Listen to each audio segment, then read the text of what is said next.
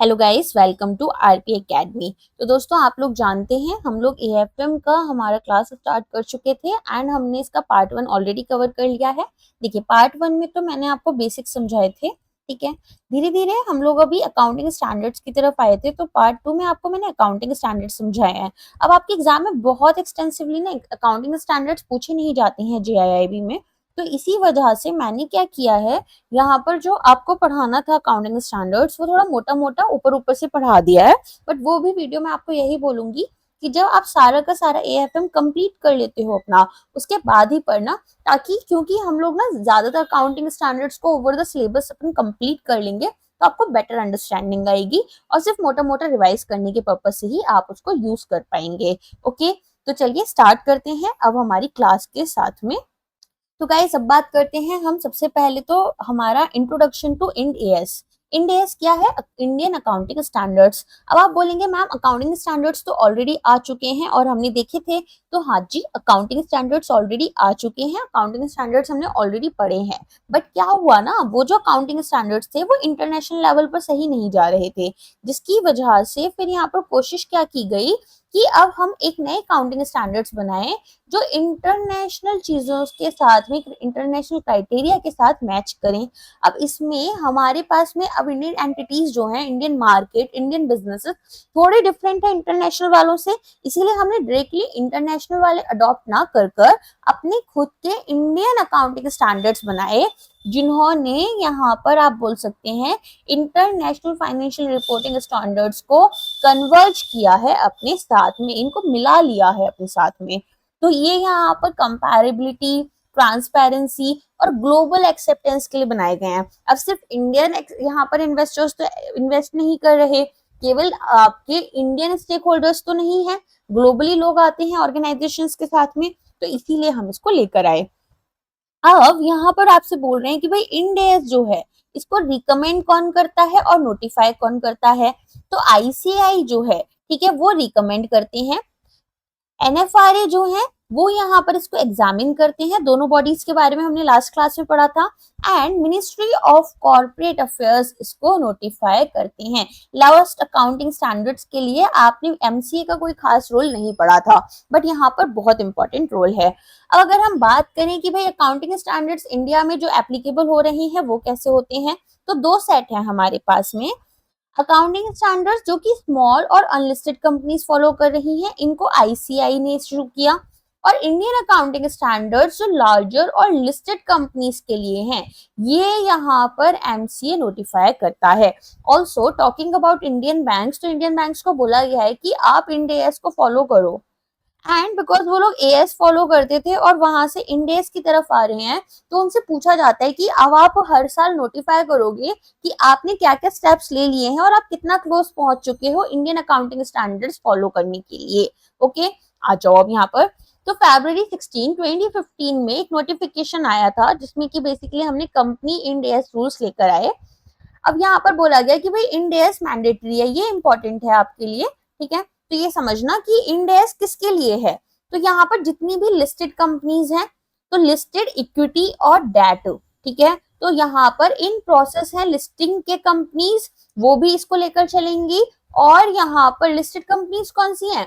या तो आपने अपने जो बॉन्ड इंस्ट्रूमेंट्स हैं, जैसे डॉट हो गया, डेट वेंचर्स हो गए, तो आपके जो डेट इंस्ट्रूमेंट्स हैं या तो उन्हें लिस्ट करा हो, या आपके शेयर्स लिस्टेड हो किस पर, जैसे हमारे बॉम्बे स्टॉक एक्सचेंज है, न्यूयॉर्क स्टॉक एक्सचेंज है, नेशनल स्टॉक एक्सचेंज है, सॉरी, तो उनके लिए। इसके बाद में अनलिस्टेड कंपनीज जिनकी नेटवर्थ 250 करोड़ से ज्यादा या 250 करोड़ है। ऑल्सो यहाँ पर वो कंपनीज, ठीक है, या तो लिस्टेड वाली हो या तो ये वाली कंपनीज हो, इनकी जो सब्सिडरीज हैं, इनकी होल्डिंग कंपनीज हैं, इनके ज्वाइंट वेंचर्स या इनके एसोसिएट्स हैं, तो वो भी यहाँ पर क्या करेंगे, इंड एएस फॉलो करेंगे। और यहाँ पर एक सेपरेट रोड मैप दिया गया है फाइनेंशियल सेक्टर कंपनीज के लिए। फाइनेंशियल सेक्टर कंपनीज जैसे यहाँ पर आपका पीएफआरडीए हो गया, आरबीआई हो गया, या फिर आप बोल सकते हो यहाँ पर आरबीआई भी नहीं लेकर जाओगे तो भी आप इसको ले सकते हो, बैंक्स को ले सकते हो, इंश्योरेंस कंपनीज को ले सकते हो। अब बात हो रही है नोटिफिकेशन डेटेड जून 23, तो यहाँ पर इन्होंने बोला कि कंपनीज जो इंड एएस के अंडर कवर नहीं है वो यहाँ पर एएस को फॉलो करेंगी, ठीक है। अगर आप इंड एस नहीं फॉलो कर रहे हो तो आपको एएस फॉलो करना है। तो किसको करना था? Small and medium size companies को। तो एक कंपनी को स्मॉल और मीडियम साइज कब बोलेंगे? जब वो लिस्टेड नहीं है, वो कोई बैंक, कोई फाइनेंशियल इंस्टीट्यूशन या कोई इंश्योरेंस कंपनी नहीं है, उसका टर्नओवर 250 करोड़ से कम है, उसकी बोरोइंग्स जो है वो 50 करोड़ या उससे कम है, और वो एक होल्डिंग सब्सिडरी नहीं है किसी नॉन एसएमसी की। ठीक है, किसी लिस्टेड कंपनी की, किसी बड़ी कंपनी की आप होल्डिंग या सब्सिडरी कंपनी नहीं होने चाहिए। तब आप कौन हो? Small and medium sized company हो। और आपको क्या फॉलो करना है? पर एनबीएफसी के लिए रूल आए, नॉन बैंकिंग फाइनेंशियल कंपनीज, तो इनको बोला आपको इंड एस फॉलो करना है अप्रैल 1 से। बैंक और इंश्योरेंस कंपनी को भी बोला कि अब यहाँ पर आपको जैसे ही आरबीआई और IRDAI नोटिफाई करेंगे तब से इंड एस फॉलो करना है। अब बात करते हैं कि भाई बैंक्स के लिए क्या बोला गया। तो आरबीआई ने डेफर कर दिया इम्प्लीमेंटेशन। क्यों कर दिया? क्योंकि कोविड आ गया था, है ना, और यहाँ पर बहुत सारे लेजिस्लेटिव चेंजेस करने थे बैंकिंग रेगुलेशन एक्ट में, और यहाँ पर बैंक्स जो थे वो प्रिपेयर्ड नहीं थे। तो बेसिकली इनको डेफर करा गया है, लेकिन आपको बताना रहता है, जैसे मैंने बताया, कि आप कितना क्लोज आ चुके हो। तो की इम्पैक्ट्स क्या है इंड एस के on financial statements, specially banks की यहाँ पर बात हो रही है। तो सबसे पहले तो आपको अपने फाइनेंशियल एसेट्स जो हैं, जो कि यहाँ पर बिजनेस मॉडल और कैश फ्लो कैरेक्टरिस्टिक्स के ऊपर बेस्ड है, तो यहाँ पर आप क्या लेकर जाओगे? अमोर्टाइज्ड कॉस्ट आपकी, फेयर वैल्यू यहाँ पर अदर कॉम्प्रिहेंसिव इनकम्स को लेकर। अदर कॉम्प्रिहेंसिव इनकम्स क्या हो जाती है? एक तो आपकी इंटरेस्ट इनकम होती है बैंक्स के लिए, बाकी अदर तरीके से इनकम्स आती हैं, जैसे आपने मान लो अपनी प्रॉपर्टी रेंट पर दी है या कुछ इन्वेस्टमेंट्स कर रखी हैं। इसके अलावा fair value through profit and loss. Interest income जो है वो यहाँ पर इफेक्टिव इंटरेस्ट रेट मेथड आप यूज करते हैं। तो जैसे अब अलग अलग इंटरेस्ट रेट्स होते हैं, तो अकॉर्डिंगली आप एक यहाँ पर इफेक्टिव इंटरेस्ट रेट ले आओगे। ईसॉप्स आपके पास होते हैं, तो यहाँ पर हम अपने एम्प्लॉय एक्सपेंसेस जो हैं उनको fair value on grant date क्या कर रहे हैं? रिकॉग्नाइज कर रहे हैं। ईसॉप्स क्या होते हैं? Employ stock option scheme. तो देखो यहाँ पर क्या हुआ था, अभी मान लो एक स्टार्टअप है, स्टार्टअप को एक बहुत अच्छा बंदा चाहिए टैक के लिए। अब उन्होंने देखा कि वो जहाँ पर जॉब करते हैं, जैसे फॉर एग्जांपल गूगल में जॉब करते हैं, गूगल में तो उनको यहाँ पर 5 करोड़ रुपए का सैलरी मिल रहा है, ठीक है। अब आप उन्हें अपने स्टार्टअप में लेकर आते हो और आप यहाँ पर उनको 2.5 करोड़ से ज्यादा का सैलरी अफोर्ड नहीं कर सकते, लेकिन इनकी एक्सपर्टीज आपको चाहिए। तो कंपनी इनको बोलती है कि हम आपको ईसॉप्स दे देते हैं, ताकि यहाँ पर जब हमारी कंपनी बड़ी हो जाएगी, लिस्ट होगी, तो आपको जो हमारे शेयर्स हैं वो डिस्काउंटेड रेट में मिल जाएंगे। ओके, तो ये होता है हमारा ईसॉप्स। तो इसको हम एक एम्प्लॉय एक्सपेंस की तरह लेते हैं, डिस्काउंट भी हमारे लिए कहीं ना कहीं एक एक्सपेंस हो जाता है। तो यहाँ पर हम फेयर वैल्यू के ऊपर इसे लेकर चलते हैं। अब आती है बात इम्पेयरमेंट ऑफ एसेट्स। तो हमारे पास में इंड एस 109 होता है, जिसमें हम एक्सपेक्टेड क्रेडिट लॉस लेकर चलते हैं। ठीक है, ये एग्जाम में आ चुका है, इस बारी वाला भी पार्ट आपका एग्जाम में आया था। जेआईआईबी के पीएफआरडीए में नहीं आया है, ये जेआईआईबी में आ चुका है। ठीक है, तो यहाँ पर क्या बोला था? यहाँ पर बोला कि भाई एक्सपेक्टेड क्रेडिट लॉस जो है उन्होंने इनकर्ड लॉस मॉडल को रिप्लेस कर दिया है। एक्सपेक्टेड क्रेडिट लॉस क्या होता है? अब बैंक जो होते हैं वो लोन देते हैं। अगर मान लो आपने किसी को लोन दिया और उन्होंने यहाँ पर पेमेंट करना बंद कर दिया, ईएमआई पे करना बंद कर दिया, तो इसे बोलते हैं क्रेडिट रिस्क को। अब ऐसा किसी भी रीजन से हो सकता है, उनकी सैलरी आना बंद हो गई, किसी वजह से डिफॉल्ट कर गए, तो ये होता है एक्सपेक्टेड क्रेडिट लिस्ट, जो आपके फाइनेंशियल इंस्ट्रूमेंट्स पर आपको हो सकता है। तो ऐसे में इसकी 3 स्टेजेस होती हैं। एक होता है 12 मंथ का, तो यहाँ पर कोई खास आपका इंक्रीज नहीं देखने के लिए मिल रहा क्रेडिट रिस्क में। दूसरा होता है आपका लाइफ टाइम ईसीएल, जहां पर आपको काफी ज्यादा क्रेडिट रिस्क देखने के लिए मिल जाता है। और स्टेज 3 होता है लाइफ टाइम ईसीएल, जहां पर आपके पास में क्रेडिट इम्पेयर्ड एसेट्स आ जाते हैं। बेसिकली यहाँ पर हमें उम्मीद ही नहीं है कि जिसने भी हमसे लोन लिया था, ठीक है, बोरोवर जो है वो हमारा पैसा कभी भी वापस करेगा। फिर आता है ट्रांजिशन एडजस्टमेंट। तो ये रिजर्व्स और सरप्लसेस दिखा रहा है आपके इक्विटी सेक्शन में। Okay, now these are your Indian accounting standards, जिनको आपको अच्छे से समझना है। सबसे पहले इनको यहाँ पर आपका जो टेबल है इसे रट लेना, ताकि अगर कोई भी आपके पास आता है कोई क्वेश्चन तो आप उसको आसानी से बता पाओ। इंड एस 101 आपका फर्स्ट टाइम अडॉप्शन से है। AS 102 शेयर बेस्ड पेमेंट से है कि भाई यहाँ पर आपके पास कितनी ओनरशिप है, कितनी इक्विटी है। Business combination, insurance contracts, non current assets. तो मैं आपको इंपॉर्टेंट वाले बता देती हूँ कि भाई आपके एग्जाम के पर्पज से कौन कौन से इंपॉर्टेंट रहते हैं, ठीक है। Financial instruments, consolidated financial instruments, इसके बाद में disclosure of interest, fair value management, regulatory deferral accounts, revenue from contracts, लीजेस आपके लिए इंपॉर्टेंट होता है। प्रेजेंटेशन ऑफ फाइनेंशियल स्टेटमेंट्स आपके लिए इंपॉर्टेंट होती हैं। इन्वेंट्रीज इंपॉर्टेंट होती हैं। कैश फ्लो स्टेटमेंट्स इंपॉर्टेंट होती हैं। accounting policies and errors, events after reporting period, property plant and equipment आपके लिए इंपॉर्टेंट होती हैं। एम्प्लॉय बेनिफिट्स इंपॉर्टेंट हैं। गवर्नमेंट ग्रांट्स और एफएक्स इफेक्ट्स, ठीक है। ये वो है जो टेबल में आपको थोड़ा बहुत याद कर लोगे तो एग्जाम में अगर कोई क्वेश्चन ऐसा आ जाता है तो आप आसानी से सॉल्व कर पाओगे। तो ये बस उसी से रिलेटेड है, ठीक है। बहुत एक्सप्लेन हमें वे में अगर बात करें तो अभी यहाँ पर हम नहीं पढ़ रहे हैं। जो जो इंपॉर्टेंट होंगे वो मैं आपको आराम से क्लासेस के साथ में पढ़ाती हुई जाऊंगी, तो कोई परेशान होने की जरूरत नहीं है। बट एक दो ऐसे हैं जो आपको पता होने चाहिए कि ओके फाइन, इससे रिलेटेड हमारे पास में अकाउंटिंग स्टैंडर्ड्स बने हुए हैं। ओके, चलो अब बात करते हैं यूएस GAAP की। अभी तक जो अकाउंटिंग स्टैंडर्ड्स पढ़ रहे थे वो आपके इंडिया से रिलेटेड थे, दोनों ही इंड AS और AS। अब अमेरिका में हम यूज करते हैं जनरली एक्सेप्टेड अकाउंटिंग प्रिंसिपल्स। तो ये यहाँ पर अकाउंटिंग स्टैंडर्ड्स ही हैं, प्रिंसिपल्स हैं और प्रोसीजर्स हैं जो कि आप यूज कर रहे हो जब आपको फाइनेंशियल रिपोर्टिंग कहाँ करनी है। केवल यूएस की बात हो रही है और कहीं बात नहीं हो रही, ठीक है। इंटरनेशनल लेवल पर बात नहीं कर रहे हैं। तो यहाँ पर आपको ट्रांसपेरेंसी, कंपैरेबिलिटी, कंसिस्टेंसी, ये सभी चीजें देखने के लिए मिल जाती हैं। अब ये पब्लिक कंपनीज के लिए यहाँ पर मैंडेटरी होता है।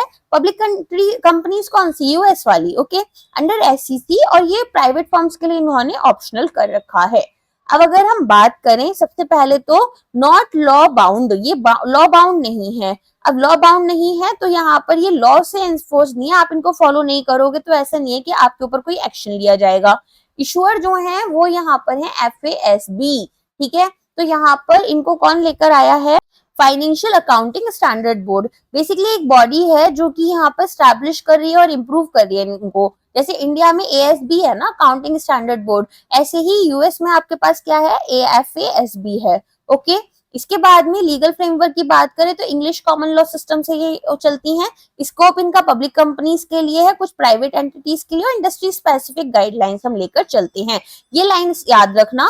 ये आपके पास में यूएस GAAP और IFRS के बीच में अगर डिफरेंस कभी पूछ लिया जाता है, ठीक है, तो आपसे ये बात पूछ सकते हैं कि भाई यूएस GAAP जो है अब आपके पास में वो कैसा है, ये होता है आपके लिए रूल बेस्ड, ठीक है, स्पेसिफिक रूल्स बने हुए हैं। और IFRS जो होता है, जो इंटरनेशनल लेवल पर अकाउंटिंग स्टैंडर्ड्स चलते हैं, वो होते हैं आपके प्रिंसिपल बेस्ड, ओके। ऑब्जेक्टिव यहाँ पर फाइनेंशियल रिपोर्टिंग का क्या है कि भाई इंफॉर्मेशन जो है हमारे इन्वेस्टर्स के लिए, क्रेडिटर्स के लिए, वो आप प्रोवाइड करो। फ्यूचर में क्या कैश फ्लोज आपके रहेंगे, इनफ्लो और आउटफ्लो दोनों, वो बताओ। प्रोवाइड करो डेटा यहाँ पर रिसोर्सेज के लिए और क्लेम्स के लिए, ठीक है। तो ये सारी चीजें आपके लिए आ जाती हैं। बाकी आपके लिए यहाँ पर रेलेवेंस क्या है कि फीडबैक वैल्यू आपको मिल जाती है, प्रेडिक्टिव वैल्यूज मिल जाती हैं। रिलायबिलिटी की अगर हम बात करें तो ये वेरीफाइबल है, न्यूट्रल होते हैं। आप आराम से दूसरी कंपनीज के साथ में अपनी फाइनेंशियल स्टेटमेंट्स को कंपेयर कर सकते हो। कंसिस्टेंसी यहाँ पर रहती है, तो आप सेम मेथड्स यूज कर रहे हो अक्रॉस अलग अलग पीरियड्स, ठीक है। अब यहाँ पर कुछ बॉडीज हैं जो कि आपको पता होनी चाहिए। सबसे पहले आपके पास क्या आती है, सबसे पहले है SEC। तो SEC का रोल क्या है कि भाई ये पब्लिक मार्केट जो है उनको ओवरसी करती है और एनकरेज करती है प्राइवेट सेक्टर को, ठीक है, कि भाई यहाँ पर आप भी अपने लिए स्टैंडर्ड सेट करो। SEC क्या है, सिक्योरिटीज एंड एक्सचेंज कमीशन। कहाँ पर है ये, यूएस में ही है, ठीक है। Securities and exchange commission. Guys आपको लग रहा होगा ना कि मैम इतना डिटेल में क्यों पढ़ा रही है, क्योंकि लोग ना यूट्यूब पर नहीं पढ़ाते हैं इतना डिटेल में। आप लोगों को पेड कोर्सेज में ही बहुत डिटेल में पढ़ाया जाता है, बट मेरी कोशिश है कि मैं आपको जो है क्या फ्री क्लासेस में भी उतना ही अच्छे से पढ़ाऊं सारा। फिर आता है आपका FASB।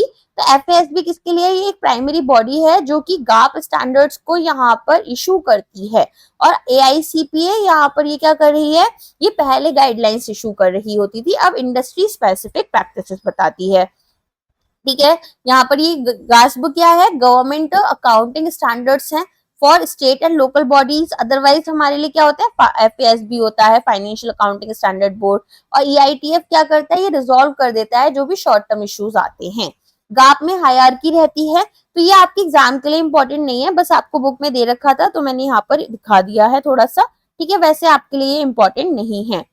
अब आते हैं एक इंपॉर्टेंट टॉपिक पर जो कि है आपका IFRS, international financial reporting standards. तो ये क्या है, ये इंटरनेशनल लेवल पर जो हम अकाउंटिंग स्टैंडर्ड्स फॉलो कर रहे हैं उसकी वजह से हैं। तो इंटरनेशनल अकाउंटिंग स्टैंडर्ड बोर्ड ने इसको बनाया है और IFRS फाउंडेशन ने इसको गवर्न किया है, ठीक है। तो हम आसानी से कंपेयर कर पाए जो भी ग्लोबल कंपनीज हैं इंटरनेशनल लेवल पर, सभी कंपनीज को कंसिस्टेंसी मेंटेन करें, इसके लिए ये आए थे। तो 100 से ज्यादा कंट्रीज ने, बेसिकली 167 कंट्रीज है जिन्होंने इनको फॉलो किया है, और ये हमारे मल्टीनेशनल और ग्लोबल ट्रेड कंपैरेबिलिटी के लिए हैं। इवोल्यूशन की बात करें तो इवोल्यूशन में पहले आते हैं आपके इंटरनेशनल अकाउंटिंग स्टैंडर्ड्स, जो कि पहले पुराने वाले थे, अभी भी वैलिड है, जैसे हमारे अकाउंटिंग स्टैंडर्ड्स आए थे। फिर IFRS आ गए आपके 2001 के बाद में, लेकिन ये न्यू स्टैंडर्ड्स थे और यहाँ पर एक सप्लीमेंट IAS की तरह ये हो गए। फिर अकाउंटिंग स्टैंडर्ड इंटरनेशनल लेवल पर आया IFRS फाउंडेशन के अकॉर्डिंग, और फिर जैसे कि हमारा नफरा होता है ना, ऐसे ही यहाँ पर इंटरप्रिटेशन बॉडी आ गई।